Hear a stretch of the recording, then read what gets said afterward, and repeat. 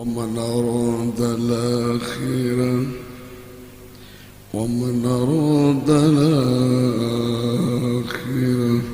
Nafsu itu kan keinginan. Semua kita punya keinginan dan oleh agama boleh. Nafsu itu dalam agama bukan untuk dihilangkan tapi untuk dikendalikan.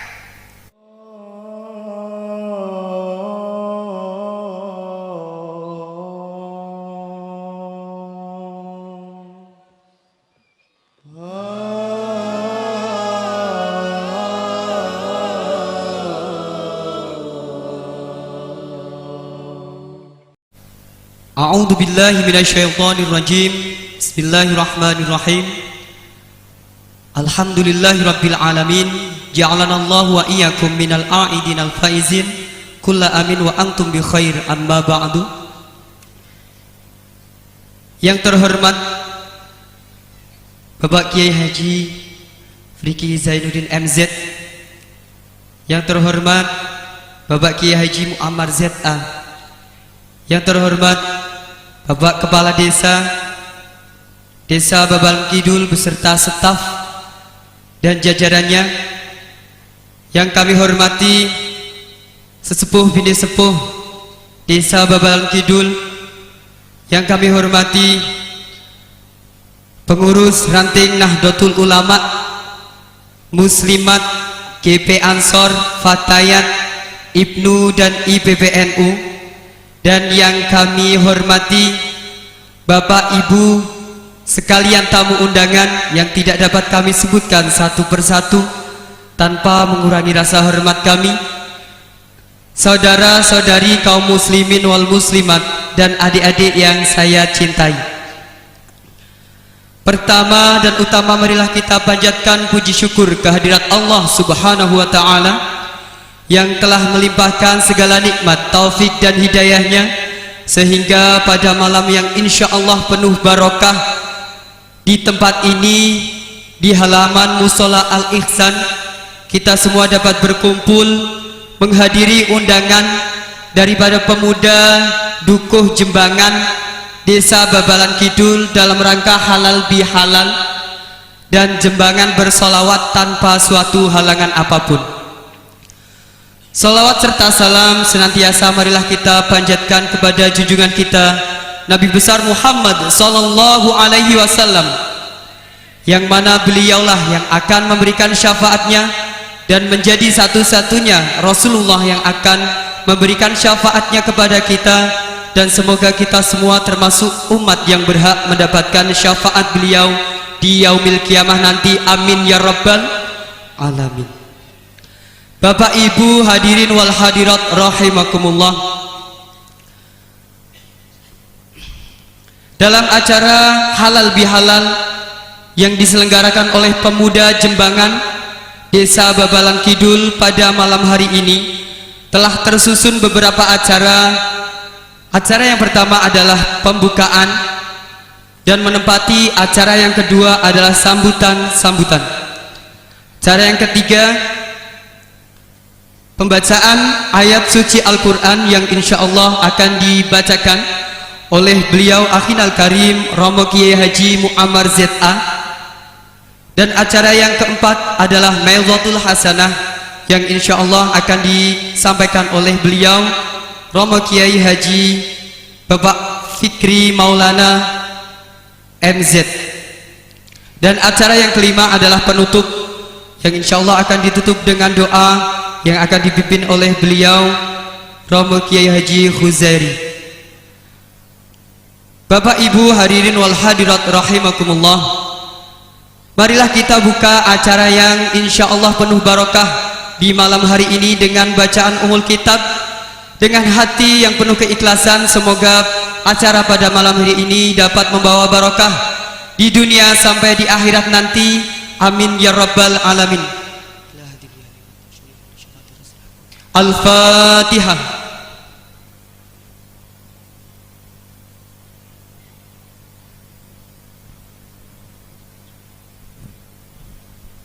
Rabbi ighfirli wali walidayya wali jami'al muslimina amin.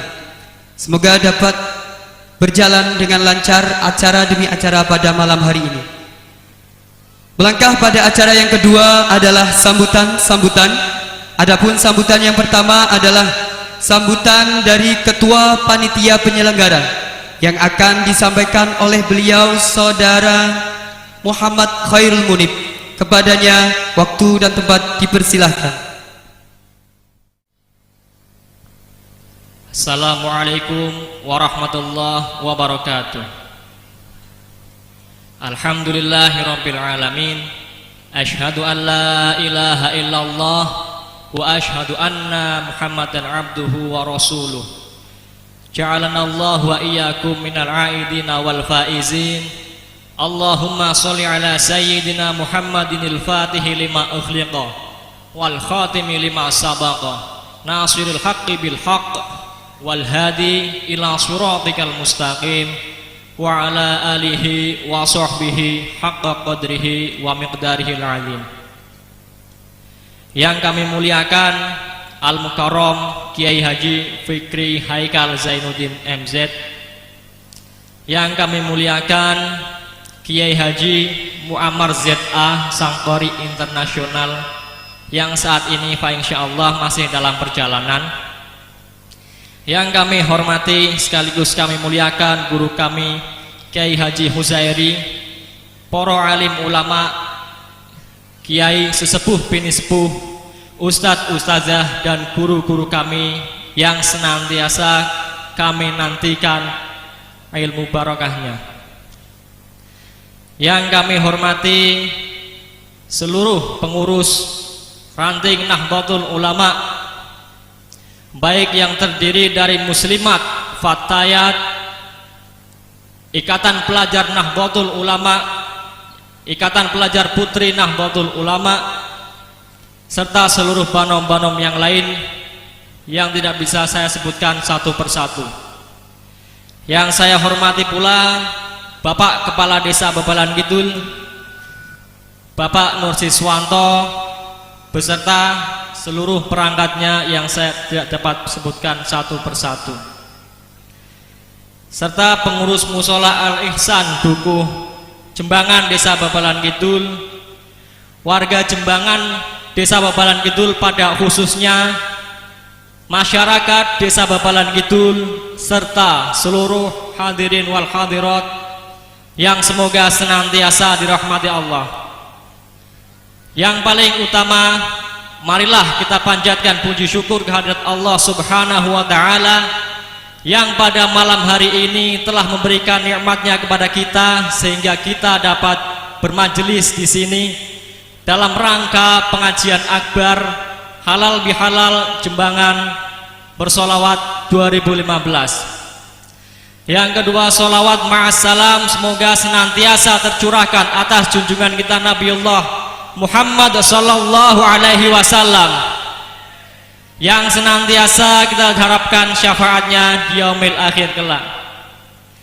Saya berdiri di sini mewakili seluruh panitia kegiatan pengajian akbar Jembangan Bersolawat mengucapkan terima kasih kepada para pemuda-pemudi yang selama ini telah bahu-membahu saling bekerja sama, saling berkoordinasi demi tercapainya acara pengajian akbar ini. Kepada para Dewan Pembimbing Pemuda, Bapak Abdul Hamid, Om Istianto dan juga Bang Koswandi, tidak lupa kami ucapkan terima kasih. Semoga dengan bimbingan kalian ke depan para pemuda dapat menjadi mandiri dan melanjutkan estafet perjuangan. Yang kedua, rasa terima kasih kami sampaikan kepada para agnia, kepada para donatur dan pengusaha Jembangan yang telah menyumbangkan hartanya sehingga acara ini dapat berjalan dengan baik. Semoga berkat harta yang telah mereka sumbangkan, Allah memberikan balasan yang berlipat ganda dan diberikan barokah. Amin amin Allahumma amin.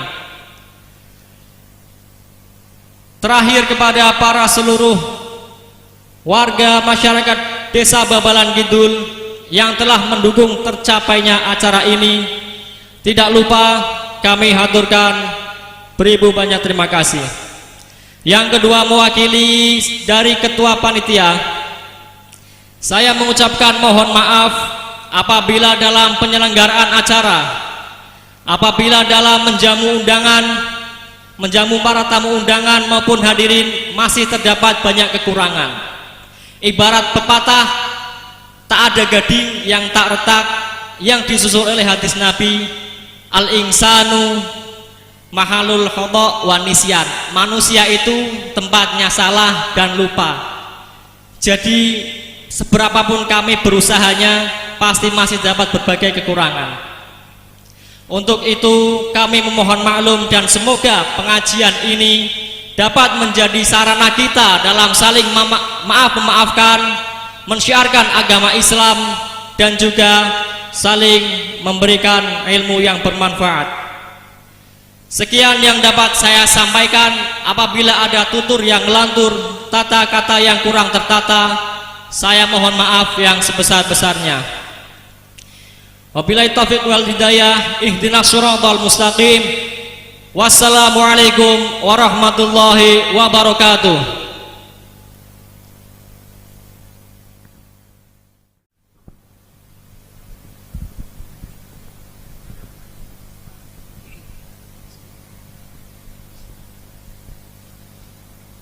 Assalamualaikum warahmatullahi wabarakatuh. A'udzu billahi minasy syaithanir rajim. Bismillahirrahmanirrahim. Alhamdulillahilladzi ja'ala lanal imana wal islama tariqan ilaihi wa sabila wa aqama lana ala ma'rifatihi burhanan wadihan wa dalila wa ba'atha ilaina sayyidana Muhammad ibn Abdullah sallallahu alaihi wasallam rahmatan lana wa mutammiman limakarimil ahlaqi war rasula. Wassalatu wassalamu ala rasulillah sayyidina Muhammad ibn Abdullah wa ala alihi wa sahbihi wa man wala wa la hawla wa la quwata illa billah. Amma ba'du. Ayyuhal hadirun, wabil khusus para alim, para ulama, para kiai, selamat datang, ahlan wa sahlan kepada beliau Romo Ki Haji Muammar Zid'a ingkang alhamdulillah sampun rawuh wonten tengah-tengah kita, mugi-mugi paring berkah, amin Allahumma amin. Yang terhormat al-mukarram, para alim, para ulama, para kiai, wabil khusus kepada beliau Bapak Kiai Haji Fikri Haikal Zainuddin MZ dari Jakarta, kepada beliau Bapak Kiai Haji Muammar Zid'a dari Jakarta, kepada beliau Bapak Kiai Haji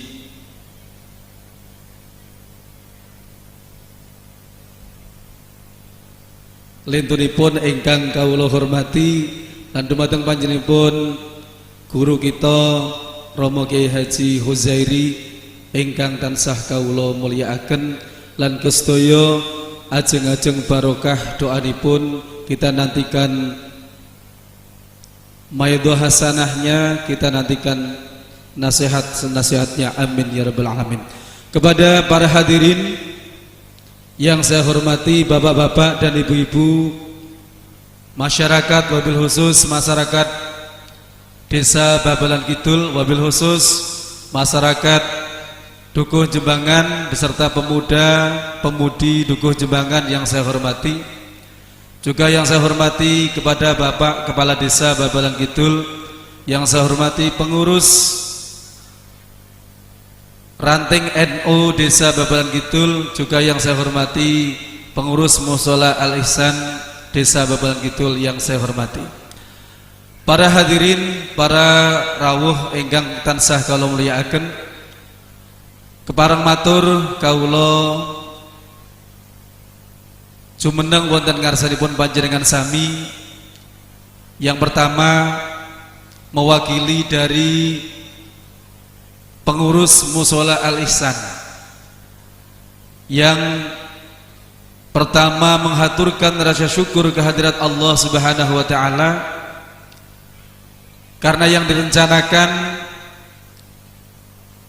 akan mengadakan acara yang cukup besar, acara halal bihalal yang akan dihadiri oleh beliau-beliau al-mukarram, para ulama, para kiai. Alhamdulillah wonten kesempatan dalu punika insyaallah sedaya saged lancar kanthi boten wonten halangan punapa, lan mugi-mugi pertemuan ingkang kados mekaten menika estu bekto kemanfaatan fid dini wa dunya hatal khairah. Amin Allahumma amin ya rabbal alamin. Para hadirin wal hadirat, bapak-bapak dan ibu-ibu muslimin wal muslimat, kami dari pengurus Mushola Al-Ihsan pertama menghaturkan ribuan terima kasih atas sumbangan pikiran maupun hartanipun saking bapak-bapak saha ibu-ibu warga masyarakat, wabil khusus masyarakat Jembangan dan pemuda-pemudi Jembangan yang sampun bersatu padu demi terlaksananya acara besar pada malam hari ini, yang alhamdulillah kalau tidak didukung dengan berbagai komponen tentunipun niki mboten bakal terlaksana. Keranten mengadakan acara yang semacam ini besaripun tentu banyak sekali ugo rampe yang harus kita keluarkan. Maka dari itu kami dari pengurus mushola mewakili dari panjenenganipun Bapak Haji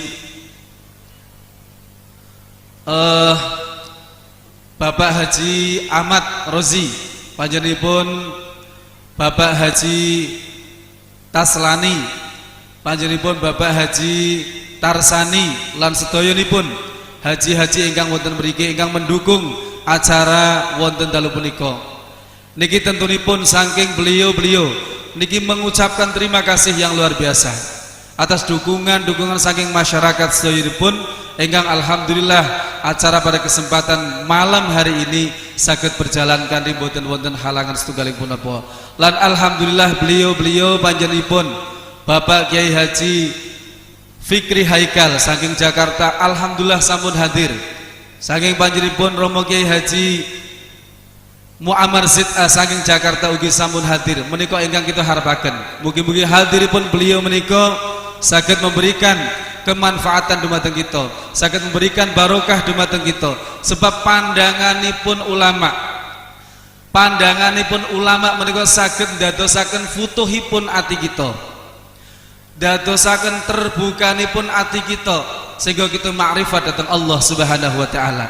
Saking menika kawula bersyukur sekali, alhamdulillah beliau-beliau sampun hadir, mugi-mugi saged bermanfaat. Lan estu saking pengurus Mushola Al-Ihsan boten sanes mengucapkan juga ribuan terima kasih dan permohonan maaf ingkang saagung-agungipun keranten tentunipun dalam menyelenggarakan acara punika kathah kekirangan, kathah kehilafan saking pengurus, nyuwun agunging pangapunten.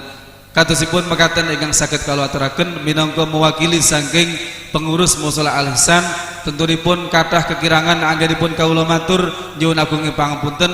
Wassallallahu akhiri wallahul muwaffiq ila aqwamit thoriq. Wassalamu alaikum warahmatullahi wabarakatuh.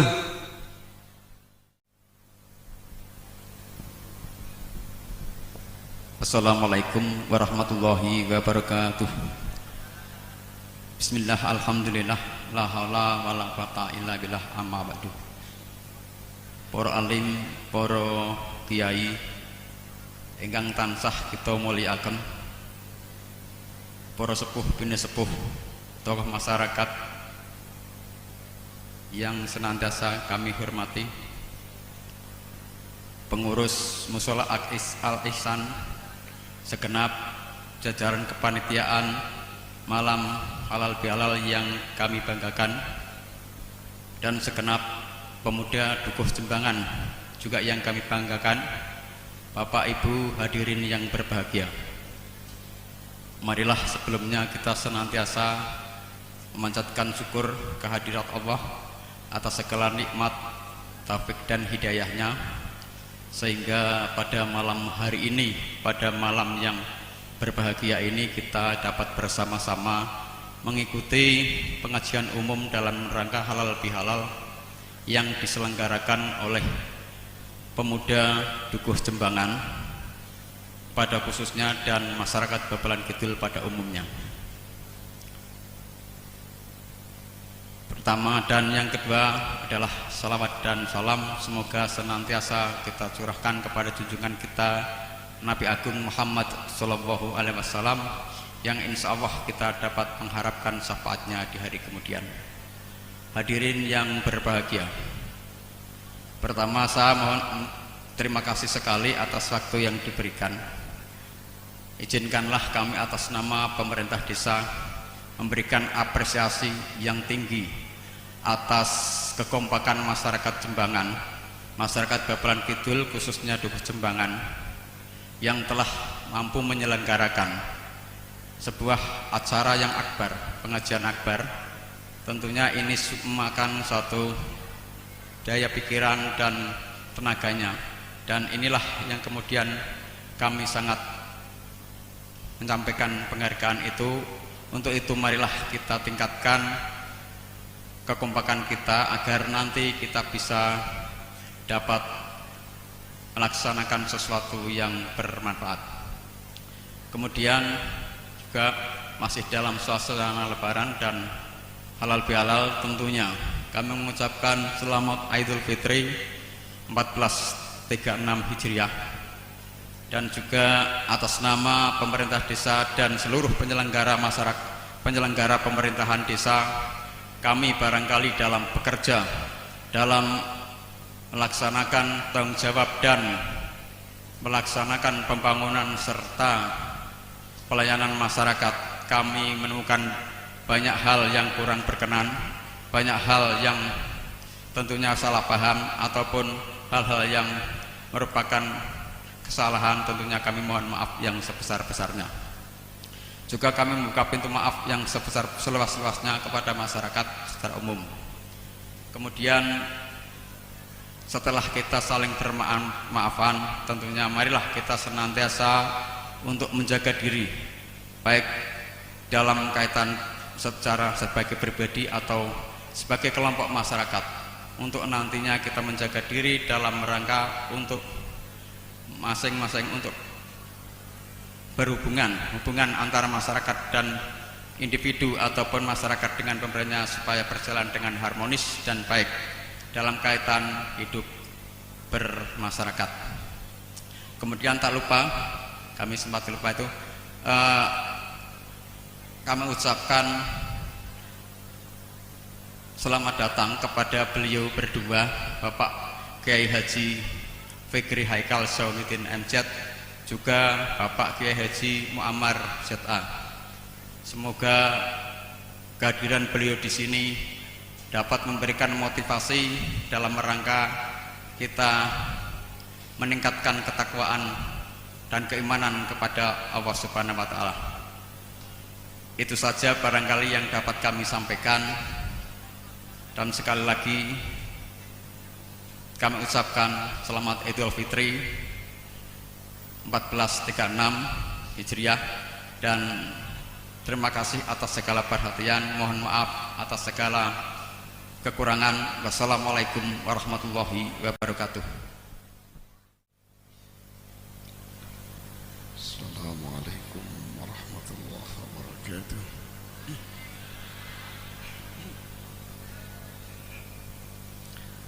Para rawuh saderengipun kula nyuwun pangapunten. Nek swanten niki pun serak. Kawan dinten kula muter-muter niki.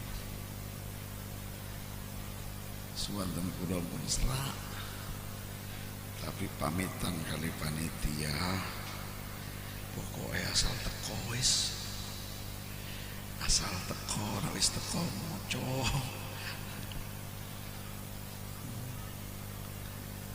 Jadi saya mohon maaf kalau bacaan-bacaan ini nanti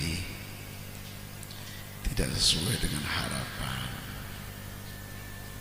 Mungkin sangat jauh dari yang diharapkan.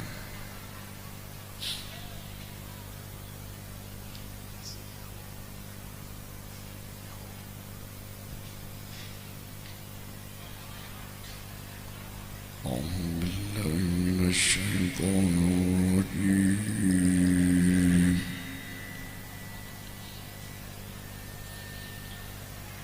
بسم الله الرحمن الرحيم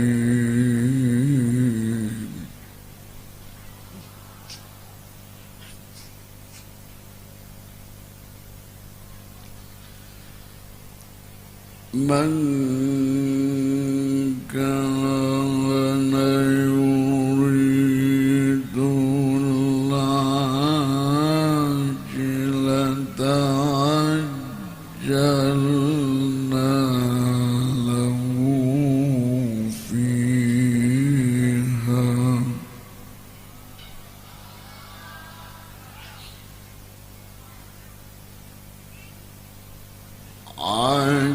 جعلنا له فيها ما نشاء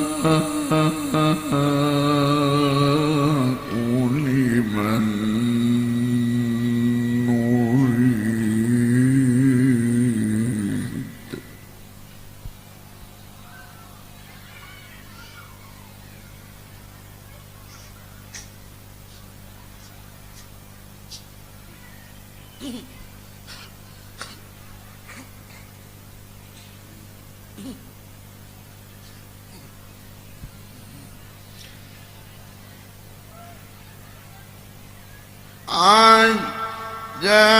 عجلنا له فيها ما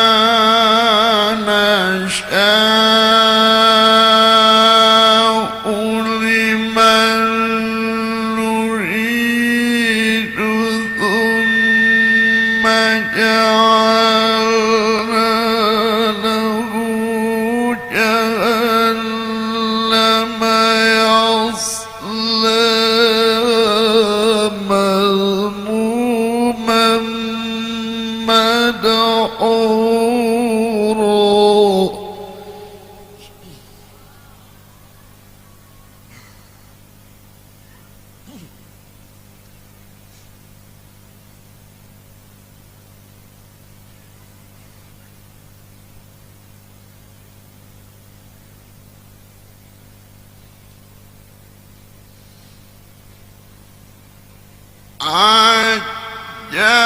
عجلنا له فيها ما نشاء لمن نريد ثم جعلنا له جهنم يصلاها مذموما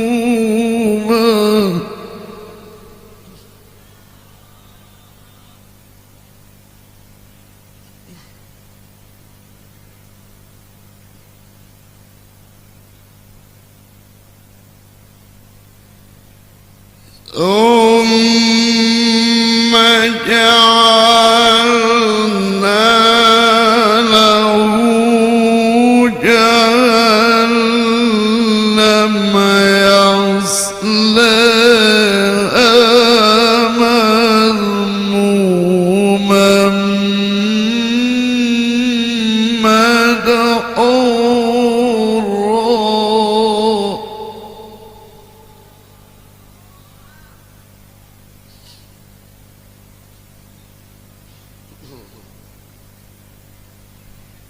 ومن أراد الآخرة ومن أراد الآخرة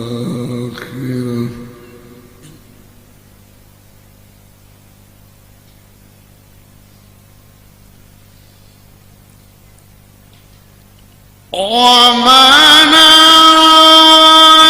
الآخرة وسعى لها سعيها وهو مؤمن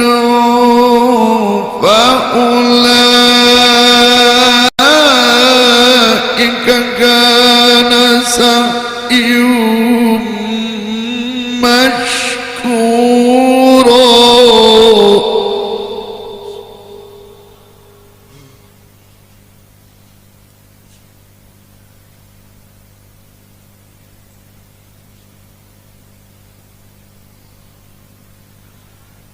ومن أراد الآخرة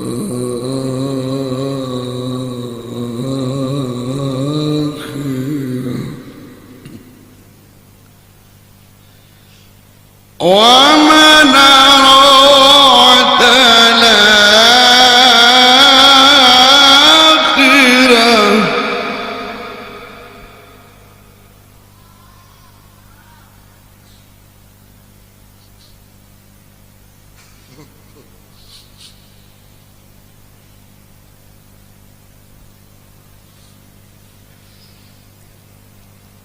ومن أراد الآخرة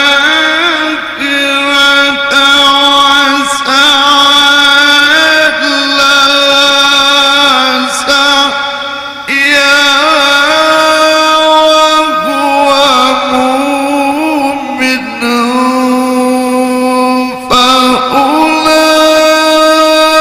فأولئك كان سعيهم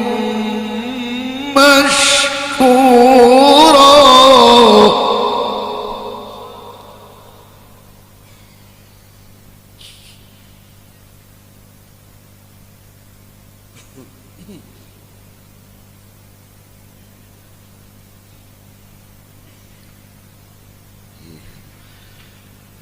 ومن أراد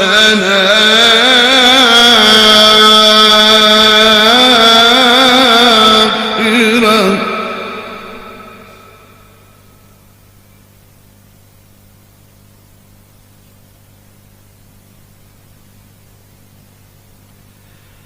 ومن أراد الآخرة وسعى لها سعيها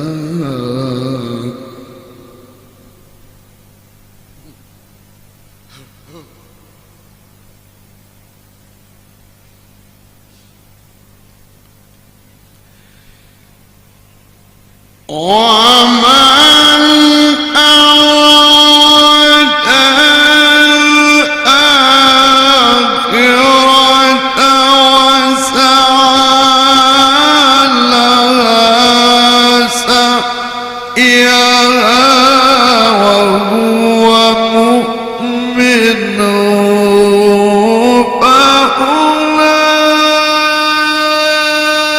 فأولئك كان سعيهم مشكورا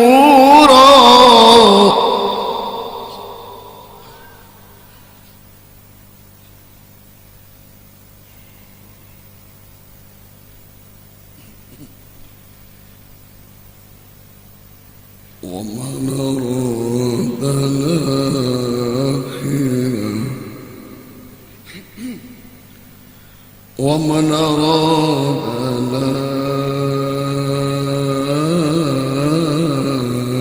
الآخرة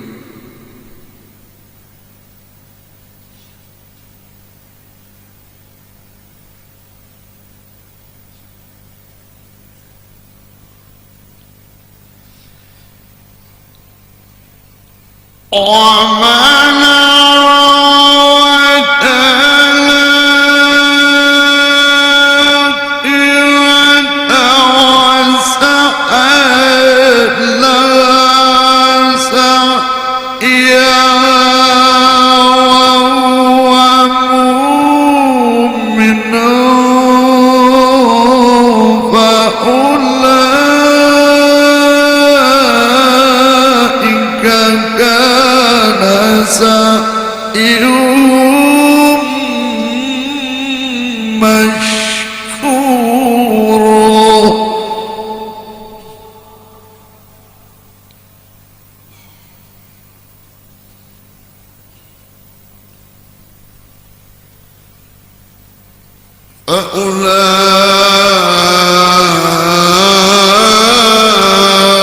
فأولئك كان سعيهم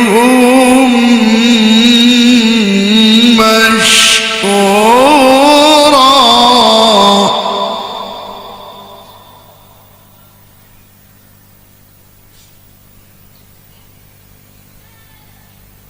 ومن أراد الآخرة ومن أراد الآخرة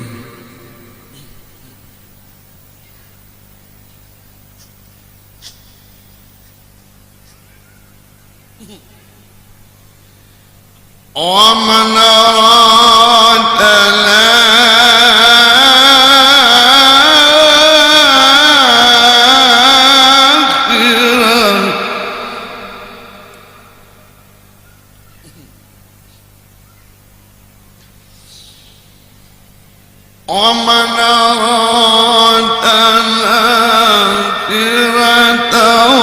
وسعى لها سعيها وهو مؤمن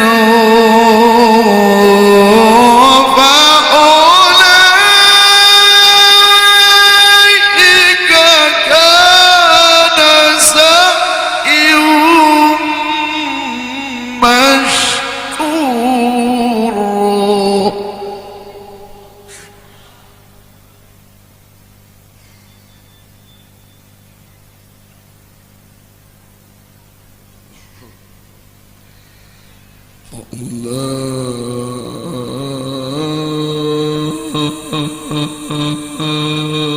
فأولئك كان سعيهم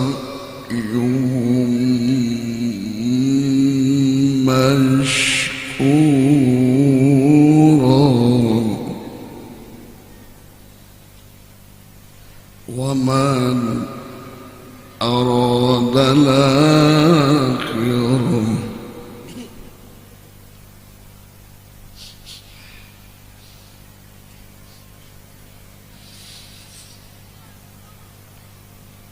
ومن أراد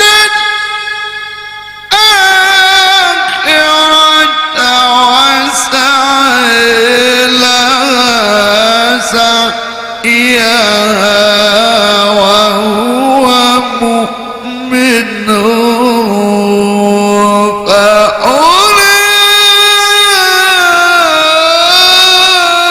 فأولئك كان سعيهم مشكورا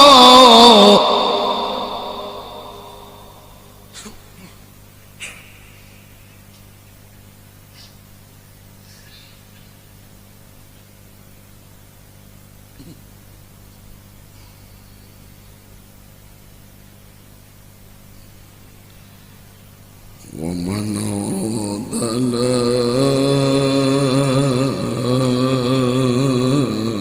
الآخرة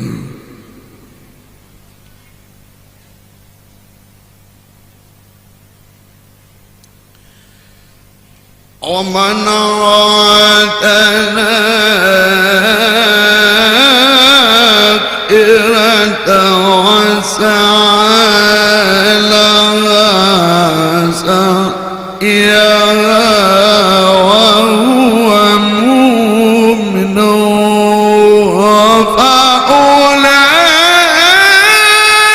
فأولئك كان سعيهم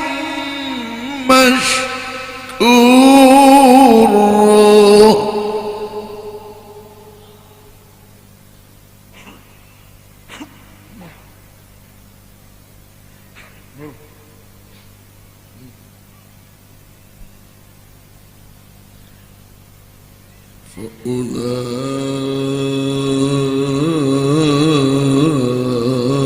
فأولئك كان سعيهم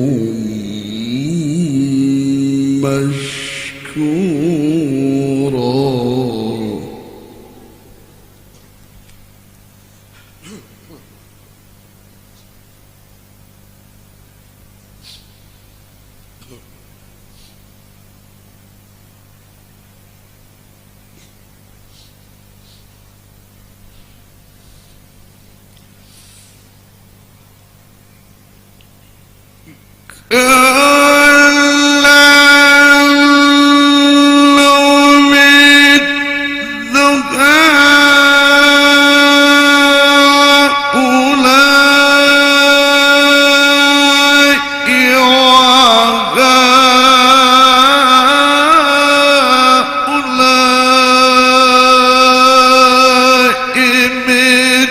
عطاء ربك وما كان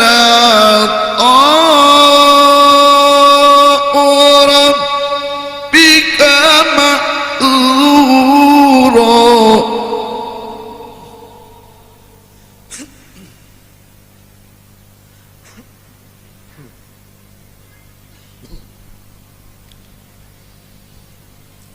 وما كان عطاء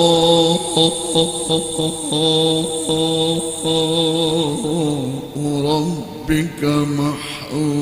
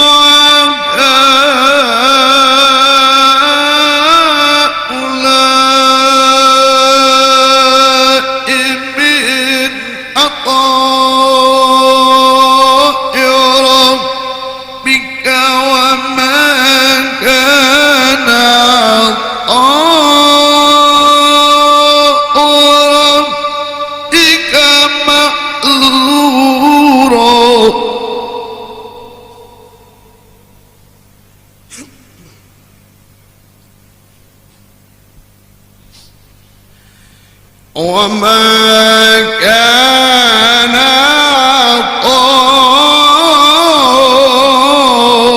عطاء ربك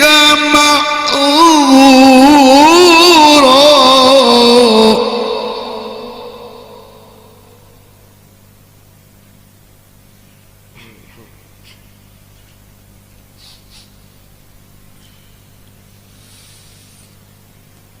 بسم الله الرحمن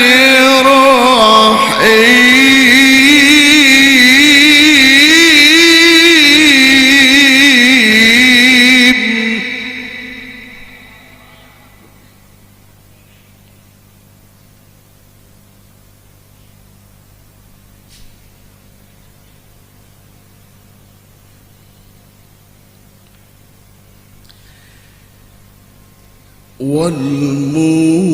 والمؤتفكة أهوى فغشاها ما غشى فبأي آلاء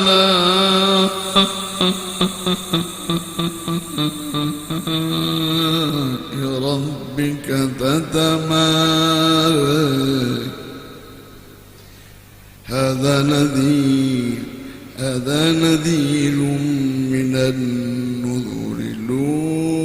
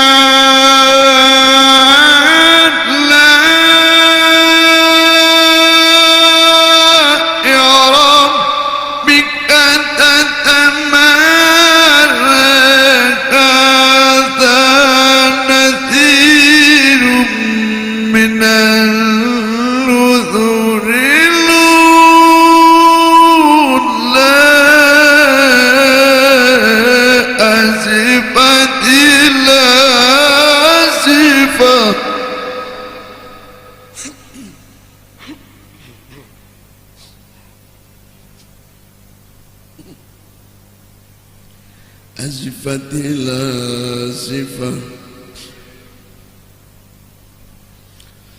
أزفت الآزفة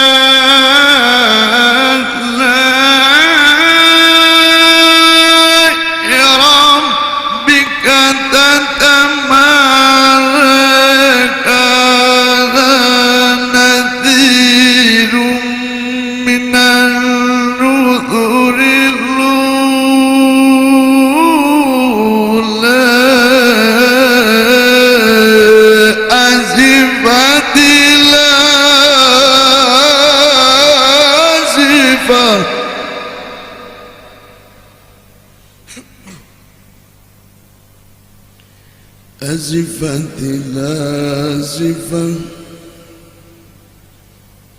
ليس لها من دون الله كاشفة أفمن هذا الحديث تعجبون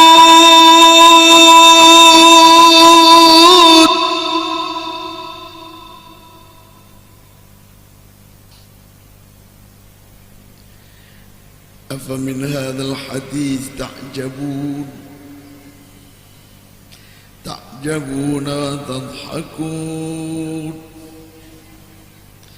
تعجبون وتضحكون ولا تبكون وأنتم سامدون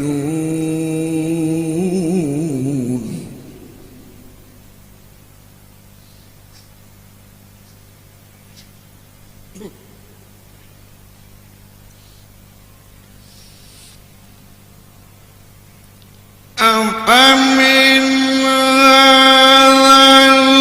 الحديث تعجبون وتضحكون ولا تبكون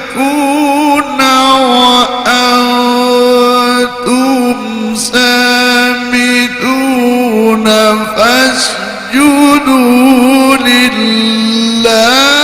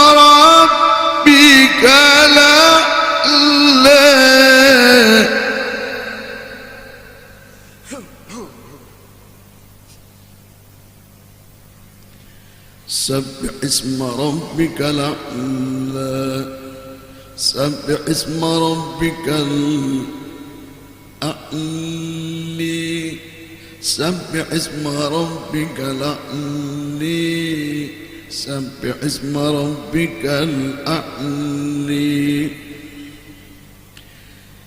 الذي خلق فسوى الذي خلق فسوى والذي قدر فهدى والذي أخرج المرعى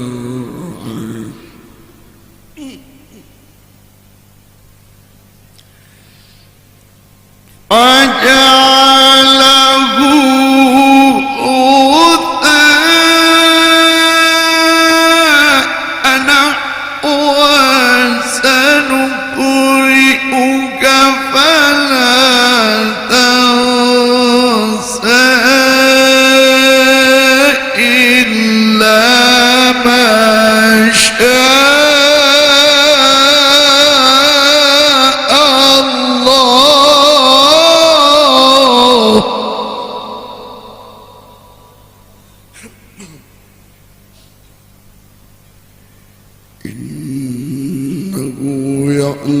الجهر وما يخفى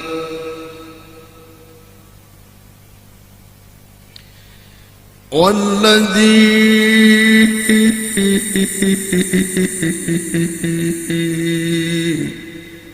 أخرج المرعي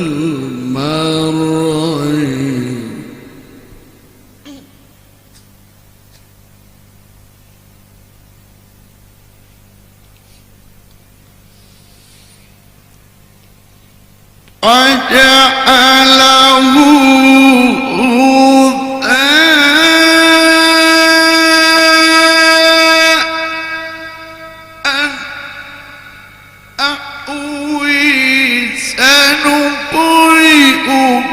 فلا تنسي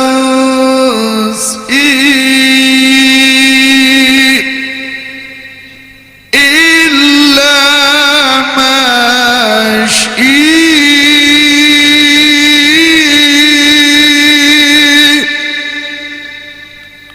الله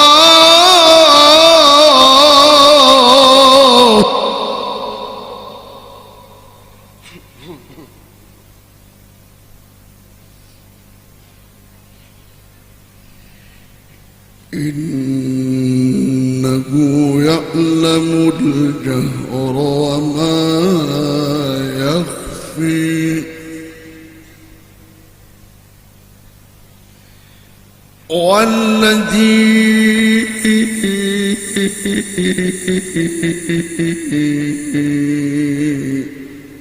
أخرج المرعي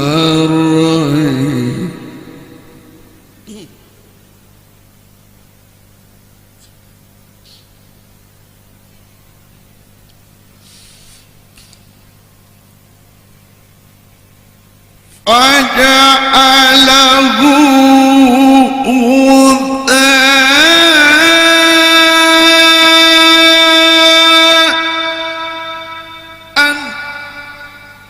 أحوي سنقرئك فلا تنسي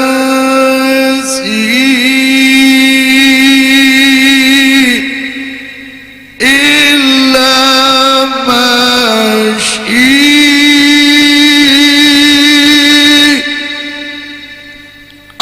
الله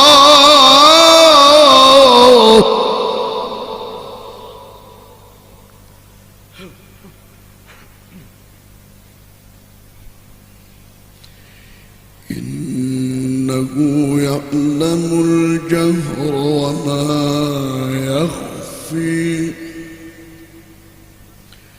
ونيسرك لليسر فذكر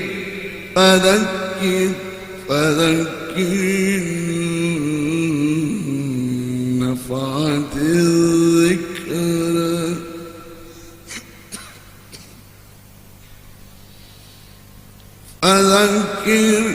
فذكر إن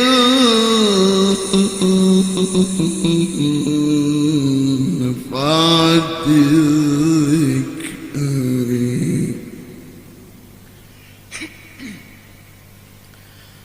صدق الله العظيم.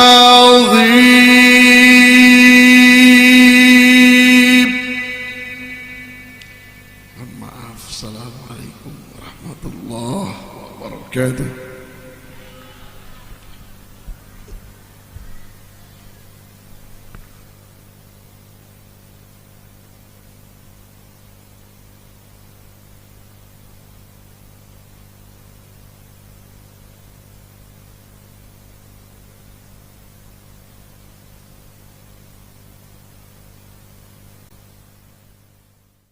Jam 9 pagi sampai dengan selesai, yang bertempat di halaman Masjid Asy-Sya'ban Desa Karangsari, Kecamatan Bojong, dengan pembicara dengan pembicara Romo Kiai Haji Fikri Zainuddin MZ dari Jakarta, dengan Qori Ustadz Zamruddin dari Pekalongan, Dan insya Allah acara tersebut akan dimeriahkan oleh grup Maulid Simtuduror Babul Mustafa dari Pekalongan.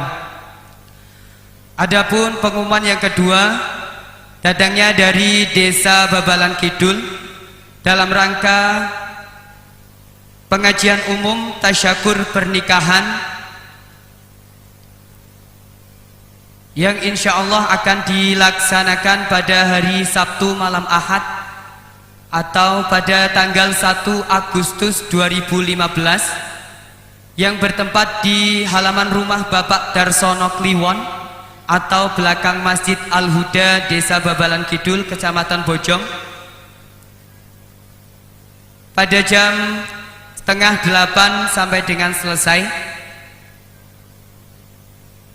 dengan maidatul hasanah oleh beliau Romo Kiai Haji Dawamul Mu'arif dari Kabupaten Pemalang yang insya Allah akan dihadiri oleh beliau Al-Habib Ali Zainal Abidin dan akan dimeriahkan oleh grup rebana Babul Mustafa dari Pekalongan.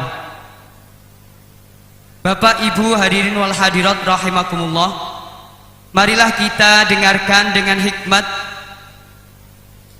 maidatul hasanah yang akan disampaikan oleh beliau Romo Kiai Haji Fikri Haikal Zainuddin MZ kepada Romo Kiai Haji Fikri Haikal Zainuddin MZ. Waktu dan tempat kami persilahkan. Allahumma sholli ala Muhammad, Allahumma sholli ala Muhammad.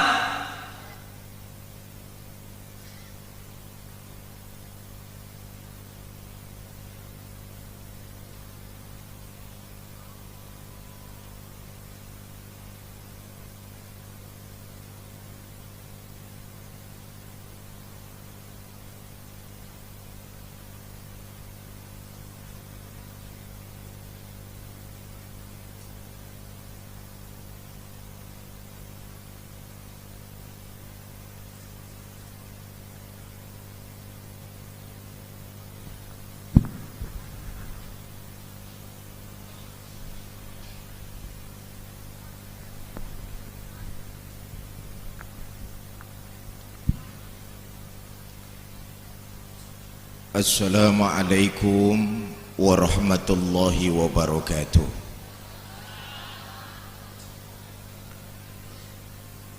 Alhamdulillahi rabbil alamin. Wassalatu wassalamu ala asrafil anbiya'i wal mursalin Sayyidina wa maulana Muhammadin wa ala alihi wa sahbihi ajma'in, amma ba'du. Yang mulia para alim ulama, para asatiz, para guru yang saya hormati, bapak-bapak pejabat pemerintah baik sipil, TNI maupun Polri, para tokoh masyarakat, DKM Musola Al-Ihsan, para panitia, ibu-ibu dan bapak-bapak, saudara-saudara kaum muslimin yang berbahagia. Alhamdulillah berkat izin dari Allah, malam ini kita dapat bertemu dan berkumpul untuk bermuwajahah. Mudah-mudahan pertemuan kita malam ini mendapatkan curahan rahmah dan berkah dari Allah Subhanahu wa ta'ala. Ibu bapak saudara-saudara, Ramadan adalah bulan latihan, tempaan dan gemblengan. Walaupun Ramadan telah usai, tapi semangat berpuasa janganlah sampai selesai. Lidah ini harus tetap berpuasa dari memfitnah dan menggunjing sesama. Tangan ini harus tetap berpuasa dari mengambil yang bukan menjadi haknya. Kaki kita harus tetap berpuasa dari melangkah ke tempat-tempat yang tidak mendapat ridho Allah Subhanahu wa ta'ala. perut kita harus tetap berpuasa dari kemasukan barang-barang yang haram. Semangat puasa janganlah sampai selesai.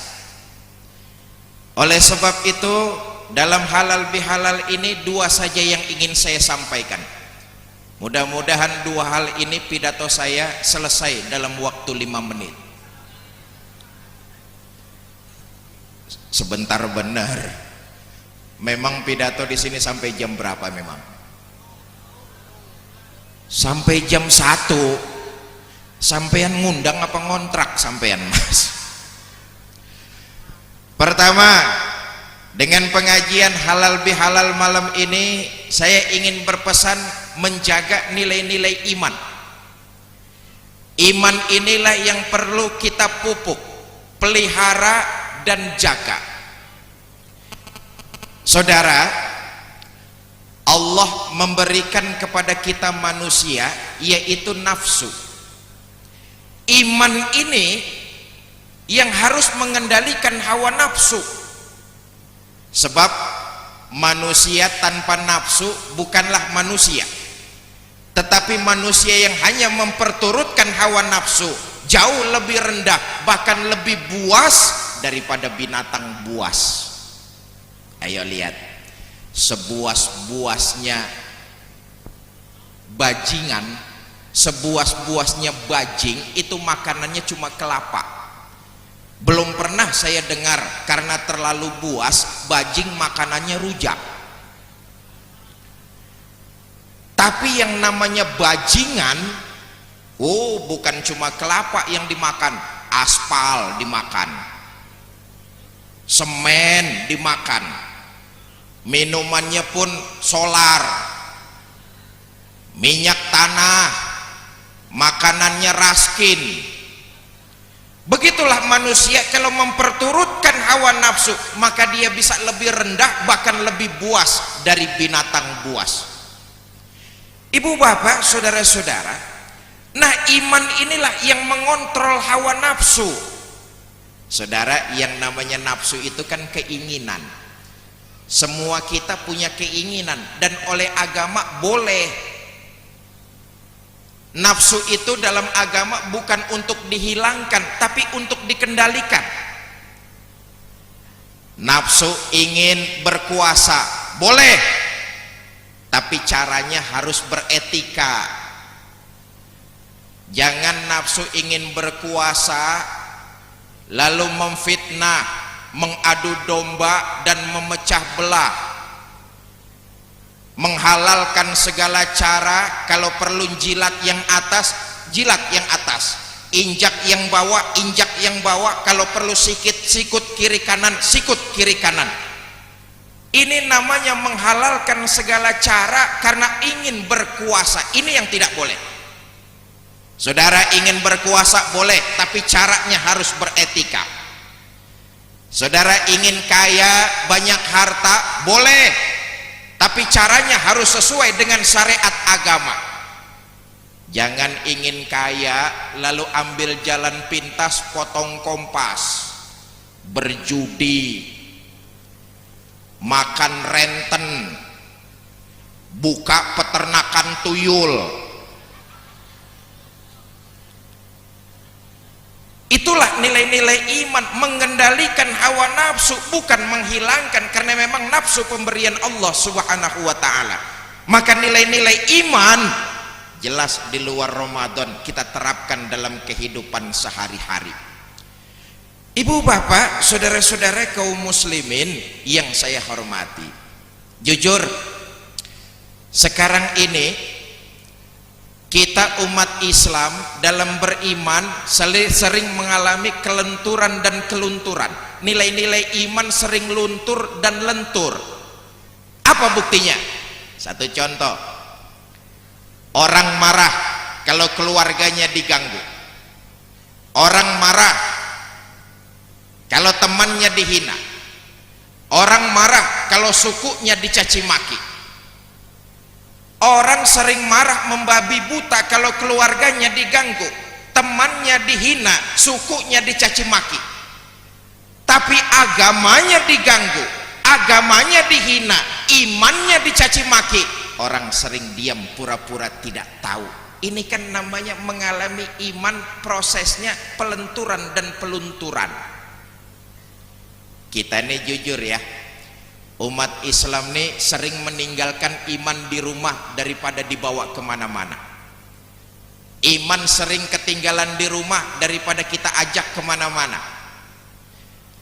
Pegawai negeri mau ke kantor, iman ditinggal di rumah.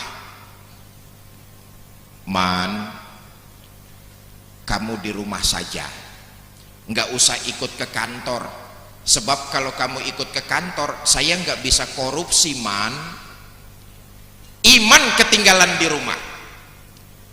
Pedagang mau ke pasar, iman ditaruh di lemari. Man, sini saja, nggak usah ikut ke pasar, sebab kalau kamu ikut ke pasar saya nggak bisa nyurangin timbangan. Man, iman ketinggalan di lemari. Anak muda malam minggu mau ngapel ke rumah pacar, iman ditaruh di laci. Man, malam minggu nggak usah ikut ngapel lah, sebab kalau kamu ikut apel tangan saya nggak bisa macam-macam. Man, ayo lihat fenomena ini kan yang terjadi di negara kita. Maraknya korupsi, curangnya timbangan di pasar, bahkan terjadinya tabrakan antara pemuda dengan pemudi. Itu iman sering ketinggalan di rumah. Ya Allah, tabrakan pemuda sama pemudi. Kalau mobil tabrakan sama mobil, kita tahu ringseknya ke dalam. Tapi kalau pemuda sama pemudi tabrakan, ya terusin aja sendirilah. Ibu bapak, saudara-saudara kaum muslimin yang saya hormati, ayo lihat Rasulullah 13 tahun periode Mekah menanamkan iman, meneguhkan akidah, menguatkan tauhid dengan buhul kalimat la ilaha il. 13 tahun berjuang di Mekah menanamkan nilai-nilai iman. Tadi saya katakan kita ini sering beriman dalam ucapan tapi sekuler dalam perbuatan. Mulut sih mantep banget ngomong, saya beriman kepada Tuhan yang Maha Esa. Dengar di kantor mau ada mutasi jabatan, kasak-kusuk nyari embah. Sholat mah menghadap Allah, tapi dagangan mau laris ngadep dukun. Itu kan sama aja iya kana budu wa dukun nasta'in itu.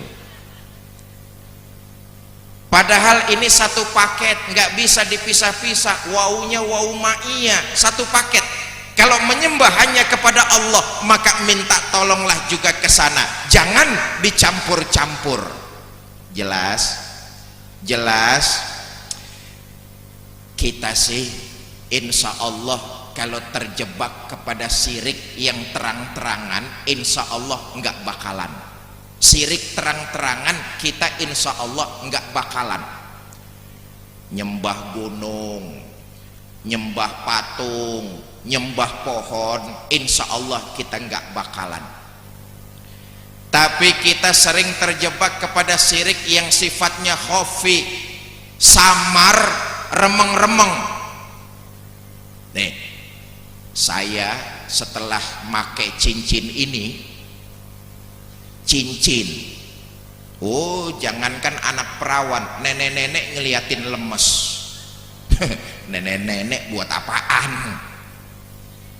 Kita sering terjebak kepada syirik yang sifatnya khafi. Maka di luar bulan Ramadan, kualitas nilai iman harus kita tingkatkan kepada Allah Subhanahu wa ta'ala. Rasulullah 13 tahun berjuang di Mekah menanamkan iman, meneguhkan akidah, menguatkan tauhid. Rintangan, ujian, tantangannya berat. Bagaimana kurang ajarnya kaum kafir Quraisy dalam menentang dakwah Nabi. Puncak dari kekurang ajaran mereka terjadi pada saat peristiwa hijrah. Saudara, ketika perintah hijrah turun, Kabar ini didengar oleh kaum kafir Quraisy. Satu malam mereka mengadakan rapat di satu tempat yang disebut Darun Nadwah. Hadir pemuka-pemuka kafir Quraisy. Siapa lagi kalau bukan Abu Jahal, Abu Lahab, Abu Sofyan, dan abu-abu yang lainnya. Ya, termasuk Abu Gosok mungkin lah. Rapat dipimpin oleh Abu Jahal. Kata Abu Jahal, saudara-saudara, bagaimana ini? Muhammad dan pengikutnya kita teror sudah, kita siksa sudah, kita bantai juga sudah. Tapi tiap hari pengikut Muhammad selalu bertambah. Bahkan sekarang sebagian sahabat-sahabatnya sudah pada hijrah ke Madinah. Ini bertanda bahwa Islam akan besar di Madinah. Bagaimana cara kita mengatasinya? Oh, dari belakang jawabin Abu Lahab. Kata Abu Lahab, saya bilang juga apa, Muhammad itu dari dulu bunuh saja. Kata Abu Jahal, soal ngebunuh sih gampang bro, tapi kan Muhammad nggak keluar dari batu. Dia punya keluarga, family, handai tolan. Nanti kalau keluarganya nuntut balas bagaimana? Gampang. Kita kan orang-orang Quraisy ini punya banyak suku, masing-masing suku punya preman. Kumpulkan premannya, bareng-bareng bunuh Muhammad. Nanti kalau keluarganya nuntut balas, mereka akan berhadapan dengan semua suku yang ada di bangsa Quraisy ini. Waduh, idenya Abu Lahab bagus juga. Bagaimana saudara-saudara? Setuju? Setuju. Baik, kapan kita bunuh Muhammad? Alah, nggak usah lama-lama lah, besok malam saja kita bunuh Muhammad. Oke, besok malam kita bunuh Muhammad. Tapi awas, yang ikut rapat malam ini jangan sampai membocorkan keputusan rapat kita. Siapa yang membocorkan keputusan rapat kita malam ini, maka akan dikenakan sanksi. Bagaimana? Setuju? Setuju? Baik, rapat selesai, silakan bubar. Nggih, matur suwun. Selesailah rapat, pulanglah mereka ke rumah masing-masing. Karena rapatnya sampai malam, di rumah tentu ditanya sama istrinya, Pak, kok rapatnya sampai malam betul? Ini rapat apa rapet? Rapat bu, besok malam mau ada pembunuhan. Pembunuhan? Iya. Siapa yang mau dibunuh? Muhammad. Tapi jangan bilang siapa-siapa ya bu ya. Iya pak, iya. Besok pagi ini istrinya belanja sayuran, ngobrol sama tetangganya. Jeng, ono apa mbak Yu? Ngano lo jeng, nanti malam itu mau ada pembunuhan. Pembunuhan? Iya. Siapa yang mau dibunuh? Muhammad. Tapi jangan bilang siapa-siapa ya jeng ya. Nje mbak Yu, nje. Ini tetangganya ngobrol lagi dengan tetangganya yang lain, yang lain ngobrol lagi dengan yang lainnya, begitu seterusnya. Dan hampir sesiang itu sebagian besar penduduk Mekah sudah tahu kalau nanti malam mau ada pembunuhan. Tahu dari mana? Yaitu tadi, dari gerakan jangan bilang siapa-siapa. Oh, selesai maghrib kota Mekah sepi. Lepas Isya makin sunyi. Orang gak ada yang berani keluar rumah. Jangankan seorang, sepotong aja gak ada.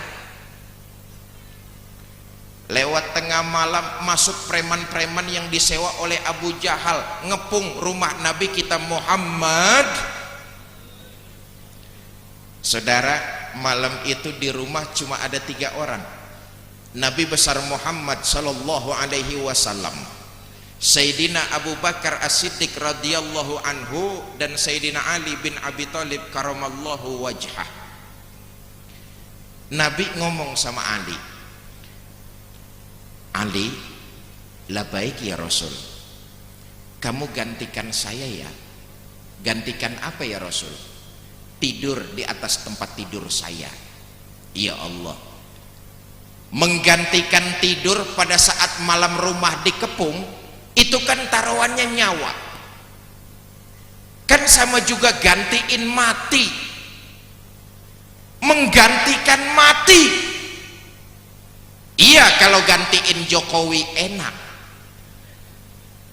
jadi gubernur DKI itu. Ini menggantikan mati. Dan hebatnya Sayyidina Ali ketika itu masih sangat muda belia, tahu resikonya mati, nggak nolak. Ini hebat. Masih muda, tahu resikonya mati, nggak nolak. Padahal kalau Ali mau nolak, jawabannya gampang. Umpama, Ali, kamu gantikan saya ya, tidur di atas tempat tidur saya. Kalau Ali mau nolak, jawabannya gampang. Apa kata Ali? Kenapa saya ya Rasul? Abu Bakar saja yang sudah tuaan sedikit tuh. Loh, masih muda, tahu resikonya mati, nggak nolak. Baik ya Rasul, saya akan menggantikan tuan tidur. Berangkatlah tuan hijrah fi amanillah.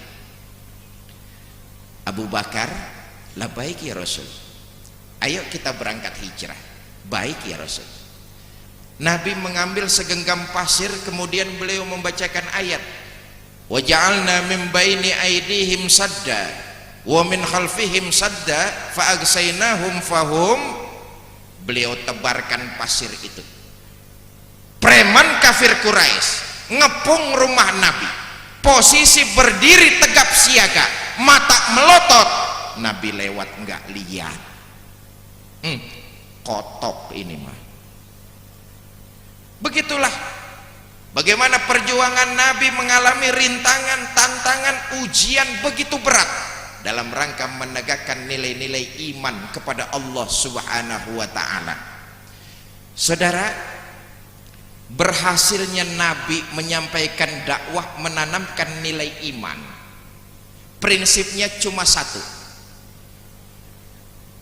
ucapan dengan perbuatan sama.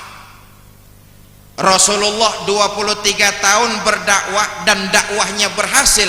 Prinsipnya ucapan dengan perbuatan sama. Misalnya Nabi pernah menganjurkan, saudara-saudara, rajin-rajinlah bersedekah. Dalam sejarah hidup Nabi kita baca, di rumah beliau nyaris nggak pernah ada uang nginap. Lain saat Nabi menganjurkan, saudara-saudara, rajin-rajinlah bangun tengah malam. Bu,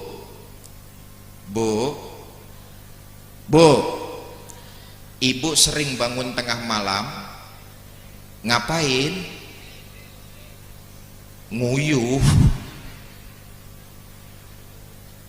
Saudara-saudara, rajin-rajinlah bangun tengah malam, ambil air wudhu, dirikan sholat tahajud, laporkan persoalan kepada Allah. Dalam sejarah Nabi kita baca, beliau kalau sholat tahajud kakinya bengkak karena rajin ruku dan sujud.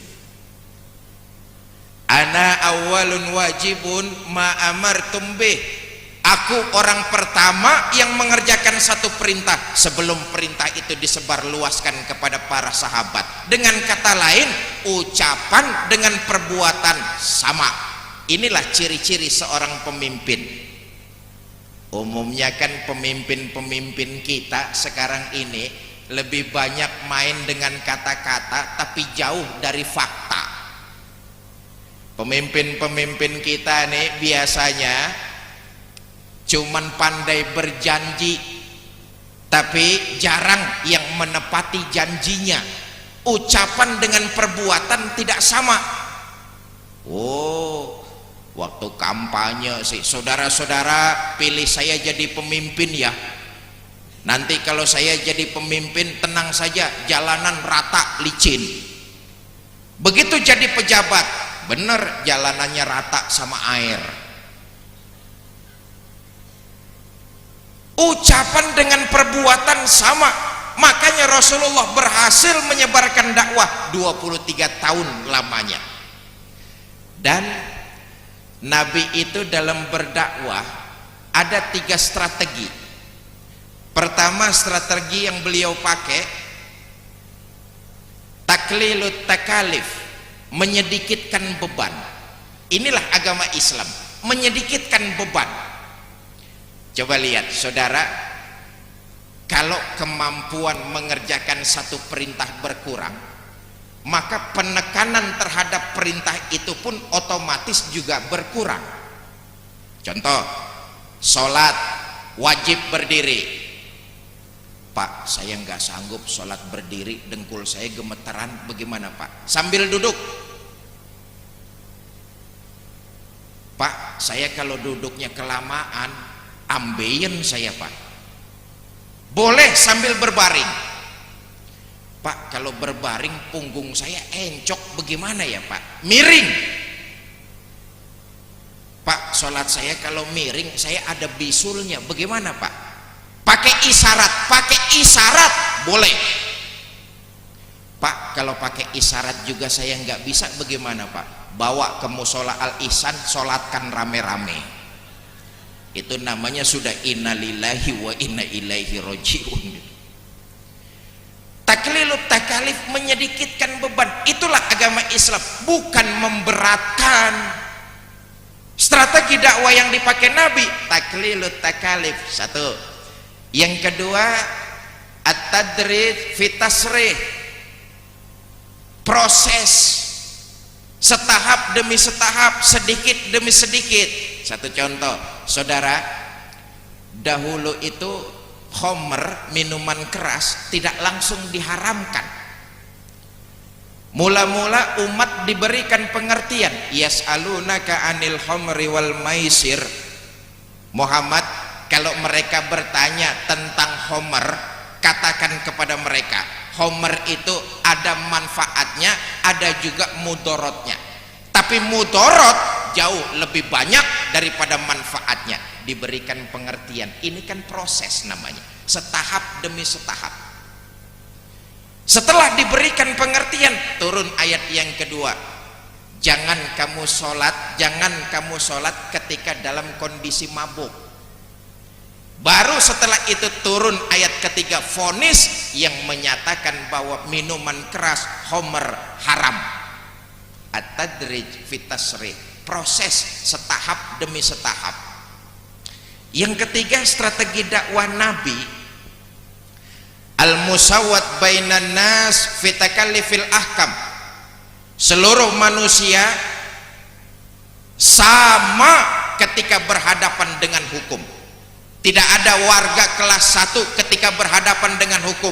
Seluruh manusia sama ketika berhadapan dengan hukum. Hukum dalam Islam berpijak kepada kebenaran, bukan memihak kepada pribadi, golongan, apalagi kelompok. Karena hukum dalam Islam berpijak dengan nilai-nilai keadilan, kebenaran, maka akan lahirlah sikap keadilan. Saudara, orang Yahudi satu saat perkaranya pernah dimenangkan dalam pengadilan Islam. Yahudi perkaranya dimenangkan. Di zaman Ammar bin As jadi gubernur Mesir, satu hari Ammar bin As santai-santai di depan istananya yang megah dan mewah. Di seberang istananya ada gubuk reot milik orang Yahudi. Gubernur manggil stafnya. Staf, saya Pak, itu di depan istana saya gubuk reot punya siapa itu? Punya orang Yahudi Pak. Panggil Yahudi, bawa ke sini. Dipanggil orang Yahudi ini, dihadapkan kepada Gubernur Ammar bin As. Yahudi, saya Tuan Gubernur, itu gubuk reot punya kamu ya? Betul Tuan Gubernur. Nah, kamu ngomong saja minta berapa, nanti saya bayar. Di atas tanah kamu itu nanti akan saya bangun masjid yang megah dan mewah. Kamu ngomong saja minta berapa, saya bayar. Saya nggak mau jual Tuan Gubernur, saya ganti rugi 2 kali lipat. Saya nggak mau. Saya ganti rugi 3 kali lipat. Tuan Gubernur, jangankan ganti rugi 3 kali lipat, ganti rugi 10 kali lipat juga saya nggak mau. Yang namanya ganti rugi kan biar diganti tetap saja rugi. Saya nggak mau jual. Oh, jadi kamu nggak mau jual? Nggak mau. Baik, kamu jangan nyesal ya Yahudi. Pulang Yahudi ini. Besok petang Yahudi pulang dari ladang, dia menyaksikan gubuk reotnya di bulldozer sama Satpol PP. Iya, Satpol PP-nya Ammar bin As. Yahudi menyaksikan gubuknya digusur, berlinang air matanya. Kata Yahudi, begini ya nasib rakyat kecil, diperlukannya pada saat kampanye doang. Dulu mah waktu belum jadi pejabat kampanye nggak bakalan terjadi penggusuran. Begitu udah jadi pejabat tetap saja rakyat digusur-gusur juga. Lama Yahudi ini termenung, akhirnya dia sadar, Ammar bin As kan cuma gubernur. Di atas gubernur ada jabatan yang lebih tinggi, yaitu khalifah. Saya mau lapor sama khalifah Umar bin Khattab. Padahal Yahudi ini belum pernah ketemu dengan khalifah Umar. Tampang Umar bin Khattab itu kayak apa Yahudi nggak tahu. Tapi karena nekat mau mencari keadilan, berangkat dari Mesir menuju Madinah untuk bertemu khalifah. Sampai depan gerbang kota Madinah, Yahudi ini kebingungan, celingak celinguk. Maklum dia nggak tahu tampang khalifah kayak apa. Dia lihat dari jauh ada orang sedang berteduh di bawah pohon korma. Dia hampiri lalu dia tanya, "Selamat siang Pak." "Siang." Kaget. Ya maklum pidato kalau sudah lapar ya kayak begini nih urusannya. "Bapak tahu Khalifah Umar bin Khattab?" "Tahu." "Istananya kayak apa Pak?" "Istana Umar bin Khattab lantainya terbuat dari mutiara-mutiara iman, dindingnya berlapiskan akhlak, dan kubahnya bermahkotakan tawadu. Itulah istana Umar bin Khattab." Waduh, hebat ya Pak ya. Kalau pengawalnya banyak Pak. Pengawal Umar bin Khattab banyak. Yatim piatu, fakir miskin, orang-orang jompo, janda-janda tua. Janda enom sih banyak penyantunnya itu. Janda-janda tua itulah pengawal Umar bin Khattab. Pak, rakyat kecil kayak saya bisa nggak ketemu sama khalifah? Bisa. Kapan saya bisa ketemu Pak? Sekarang juga. Di mana Pak? Di depan saudara. Loh, jadi Bapak? Iya. Bapak? Iya. Ada apa kamu nyari saya? Pak, begini, saya datang jauh dari Mesir Pak. Di Mesir gubernur Bapak yang namanya Ammar bin As bertindak zolim. Zolim bagaimana? Di Mesir saya punya gubuk reot, saya nggak mau jual, terpaksa digusur katanya sama Ammar bin As. Sebab di atas tanah saya itu akan dibangun masjid megah dan mewah. Saya nggak mau jual, tahu-tahu gubuk saya digusur. Makanya saya datang ke sini untuk menuntut keadilan. Yahudi, iya Pak. Kamu tahu sebelah sana ada tempat sampah? Tahu Pak. Kamu ke sana, tolong ambilkan saya sepotong tulang onta, bawa ke sini. Yahudi bingung. Datang mau lapor nyari keadilan, ini malah disuruh nyari tulang onta. Korek-korek Yahudi dapat sepotong tulang onta, dibawakan kepada khalifah. Khalifah Umar bin Khattab mencabut pedangnya. Dengan ujung pedang beliau torehkan garis lurus tepat di tengah tulang. Red! garis lurus tepat di tengah tulang. Selesai menorehkan ujung pedang, tulang tersebut diberikan lagi kepada Yahudi. Yahudi, sekarang kamu pulang ke Mesir, bawa tulang ini kasihkan kepada gubernur saya Amr bin As. Ini Yahudi tambah bingung. Pak, saya datang jauh-jauh dari Mesir mau cari keadilan. Kalau cuma cari tulang di Mesir juga banyak, Pak. Sudah, nggak usah banyak ngomong. Kamu bawa pulang ke Mesir tulang ini, kasihkan kepada gubernur saya. Pulang Yahudi ke Mesir. Sampai Mesir dia langsung ke istana gubernur. Selamat siang Tuan Gubernur. Siang Yahudi. Ada apa? Ada oleh-oleh. Dari mana? Khalifah Umar bin Khattab. Oleh-oleh apa? Tulang. Diberikan tulang itu. Amr bin As begitu memegang tulang, mukanya pucat, badannya gemetar, keringat dingin keluar dari sekujur tubuh. Megang tulang, mukanya pucat, badannya gemeteran. Ini Yahudi makin bingung. Kata Yahudi, baru tumben saya ngelihat ada gubernur takut sama tulang. Akhirnya Yahudi memberanikan diri bertanya, Tuan Gubernur, kenapa Tuan kok kelihatannya begitu ngelihat tulang takutnya bukan main? Ada apa Tuan Gubernur?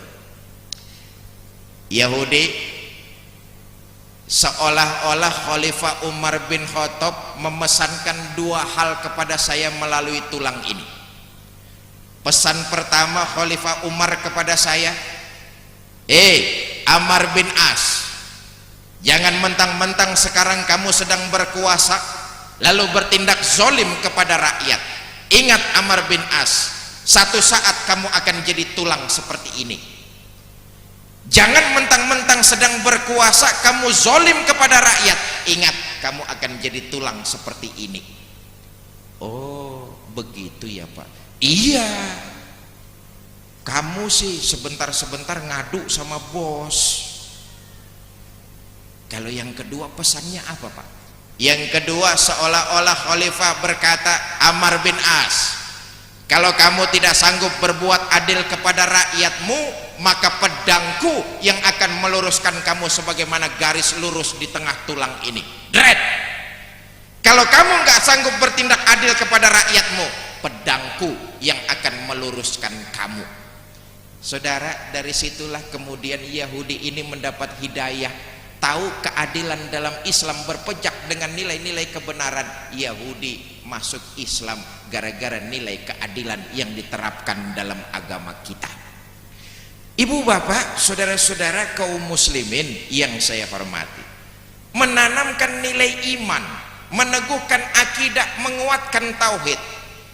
30 hari 1 bulan penuh kita menempa iman kita di bulan Ramadan. Maka keluar dari Ramadan, nilai-nilai iman itu yang harus tetap kita jaga, kita pupuk dan kita pelihara. Saudara, jujur ya, orang itu menghancurkan Islam sekarang tidak perlu repot-repot nutup masjid, melarang musola, nyegel pesantren, nggak perlu. Untuk menghancurkan Islam, menghancurkan nilai-nilai iman, sekarang itu dikaburkan identitas umat Islam. Biarkan di atas KTP mereka tertulis agama Islam, tapi masukkan budaya-budaya yang menyebabkan mereka justru semakin jauh dari nilai ajaran agamanya. Ini upaya sistematis untuk menghancurkan Islam dan menghancurkan nilai iman. Masukkan budaya-budaya yang menyebabkan mereka makin jauh dari nilai ajaran agamanya. Ini kan terjadi nih Pak sekarang. Tengoklah, kita ini Kabupaten Pekalongan, kota transit, yang dari barat ke timur, yang dari timur ke barat lewat Pekalongan. Tradisi kebudayaan dari luar tanpa bisa kita bendung, mampir ke desa-desa kita. Lihat, sekarang nih kita dibanjiri budaya-budaya asing. Yang jangankan dengan nilai ajaran agama, dengan budaya luhur orang Pekalongan banyak sekali yang sangat bertentangan. Betul. Kadang-kadang kita juga sih orang muslim ini sering latahan, ingin nyontoh barat, tapi bukan teknologinya, malah westernisasinya. Bukan isinya yang kita ambil, tapi kulitnya yang kita contoh. Akibatnya teknologinya belum maju, tapi orangnya sudah ke barat-baratan. Lihat saja, bergaulnya cara barat, berumah tangganya gaya barat, mendidik dan menyekolahkan anaknya cara barat, bahkan nyanyinya pun lagunya harus lagu barat yang orang lain gak ngerti, dia sendiri juga gak tahu. Westernisasi yang terjadi di lingkungan kita. Satu contoh, sekarang ini Pak Bu, mendidik dan menyekolahkan anak ini terjadi di lingkungan kita nih. Tidak ada, istilah saya tuh, tidak ada kesadaran menyekolahkan anak di sekolah yang bernuansa agama. Tidak ada kemauan menyekolahkan anak di sekolah yang bernuansa agama. Malah yang menyedihkan, kadang-kadang kalau anaknya mau masuk pondok pesantren, orang tuanya nggak setuju tuh. Nah, jangan masuk pesantren lah. Lulus pesantren kamu paling juga jadi ustadz. Proyeknya tahlilan, ngarepin orang mampus, nggak tertarik menyekolahkan anak di sekolah yang bernuansa agama. Apalagi maaf ya, punya anak perempuan mau dinikah, mau dikawinkan sama santri, biasanya orang tuanya nggak setuju tuh. Neng, jangan nikah sama santri Neng, lah paling banter juga jadi istri ustadz. Tiap malam dikasih makan nasi berkat, nggak tertarik menyekolahkan di sekolah yang bernuansa agama. Bu, kalau punya anak perempuan mau dilamar sama santri, kasih saja, insya Allah hidupnya berkah. Oh, istri saya tuh alhamdulillah hidupnya berkah.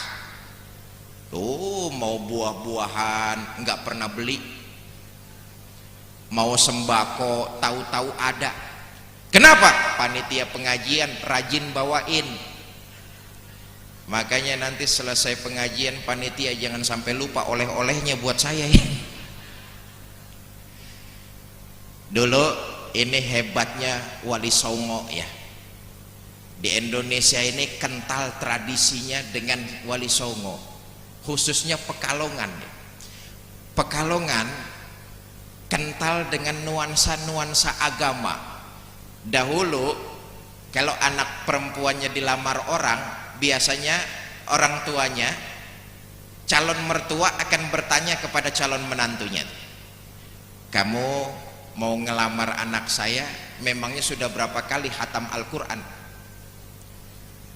Sudah berapa juz yang kamu hafal? Kitab apa yang sudah kamu kuasai? Dulu